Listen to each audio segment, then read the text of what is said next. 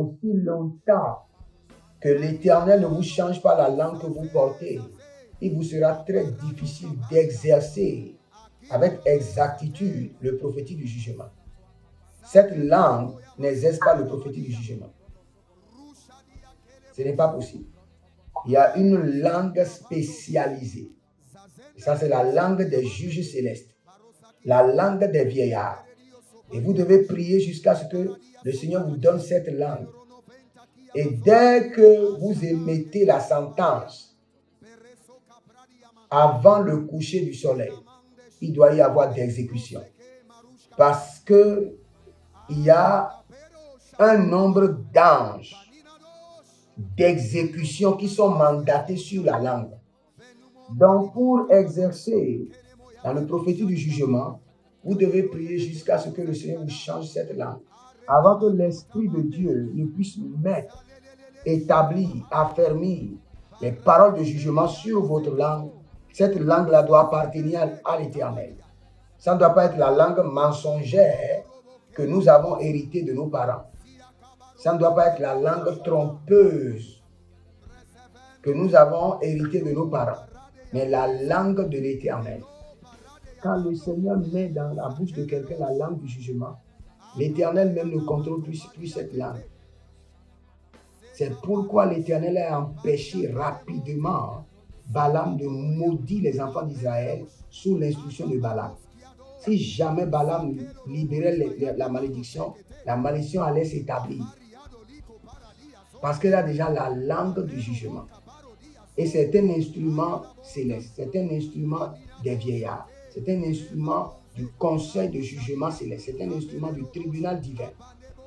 La méchanceté ne pourra plus jamais vous résister. Et je vais vous dire une vérité. Les plus grands féticheurs que vous voyez dans le monde, leur force, c'est la préparation de leur langue. C'est la préparation de leur langue. Leur langue a été préparée par le fétichisme, par l'occultisme, par des envoûtements.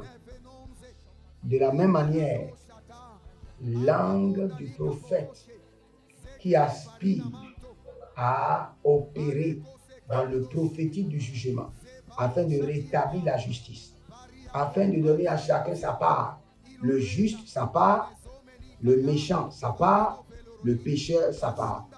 Je crois que je ne vais pas expliquer la différence entre le juste, le méchant et le pécheur. Vous savez déjà. Le juste, le méchant et le pécheur. Et la rétribution va toujours vers trois personnes. Il y a une récompense, une rétribution pour le juste, pour le méchant et pour le pécheur. Donc, si vous voulez exercer dans le prophétique du jugement, le premier instrument qui doit être changé en vous, c'est la langue. Vous devez recevoir la langue du jugement. La capacité de votre langue est très importante, indispensable dans l'exercice du jugement. Et surtout, par exemple, quand l'ennemi a utilisé une langue préparée pour établir un décret. Si vous avez une langue ordinaire, le décret ne sera jamais révoqué. Que nous appelons la verge de la domination. La verge de la domination. Dans le psaume 110, le verset 2, vous avez la verge de la domination. Et dans Isaïe 14, 5, vous avez le bâton de commandement. Les deux, c'est la même chose. Il y a beaucoup de gens qui disent que les tirages au sort sont démoniaques. Les tirages au sort sont mystiques. Écoutez-moi très bien. Dans Actes des Apôtres, pour faire le choix, les apôtres se sont donnés au tirage au sort. C'est vrai que après le Saint-Esprit est venu, et depuis que le Saint-Esprit est venu et qui s'est manifesté, il n'y a plus de tirage au sort. N'oubliez pas, quand l'Éternel avait appelé Gédéon, quels sont les signes que Gédéon a imposés? Il a pris le tison, il a dit, l'Éternel, si c'est toi, que l'eau descend. C'est comme s'il a pris un plat. Il dit, Seigneur, si c'est toi, que l'eau descend seulement dans le plat. Le lendemain, il a dit non. Pour que l'eau descende dans le plat, c'est très facile. Que l'eau descende seulement autour du plat sans descendre dans le plat. Là, je saurais que c'est l'Éternel. Est-ce que le Seigneur n'a pas fait? Le marteau du juge. Il y a certains jugements. Le Seigneur me dit d'utiliser ce bâton pour déclarer et après de taper et de confirmer la décision. Surtout quand il s'agit d'une bataille. Surtout quand il s'agit d'une bataille contre les mystiques, contre les occultistes, contre les chefs traditionnels démoniaques. Le Seigneur demande à ce que j'utilise le gavel pour confirmer la sentence. Moi, c'est à mon niveau, c'est personnel. Je ne vous dis pas d'aller prendre le gavel, d'aller acheter le marteau, mais je vous demande de demander au Seigneur quel est votre bâton de commandement et votre verge de domination. Mais vous devez comprendre, la première verge de domination, le premier bâton de commandement, c'est la parole de Dieu. C'est la parole de Dieu. C'est la parole de Dieu. Je répète encore, le premier bâton de commandement, la première verge de domination, c'est la parole de Dieu. Mais après la parole de Dieu, le Seigneur peut vous donner des consignes claires. Il n'y a pas de conseil divin auquel aucun homme ne siège. Dans tous les conseils divins, il y a un homme qui siège.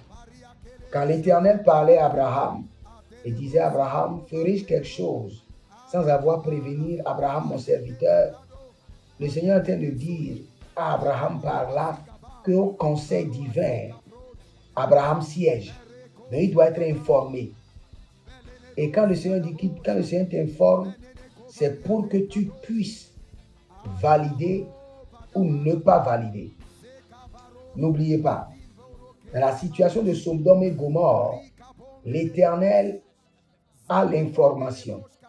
Le Seigneur omniscient, omnipotent a vu ce qui se passait à Sodome et Gomorrhe. Mais quand vous lisez, qu'est-ce que la Bible dit?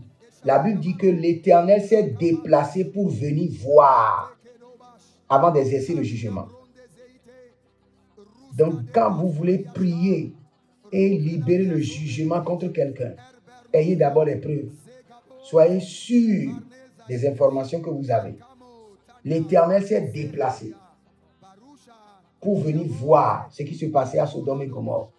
Et ça s'est passé devant lui, sur lui, avant qu'il ne libère le jugement. C'est à partir de votre jugement que l'Éternel établira son jugement. Je répète, c'est à partir de votre jugement que l'Éternel établira son jugement. Si vous n'avez pas de jugement, le Seigneur laisse la situation continuer.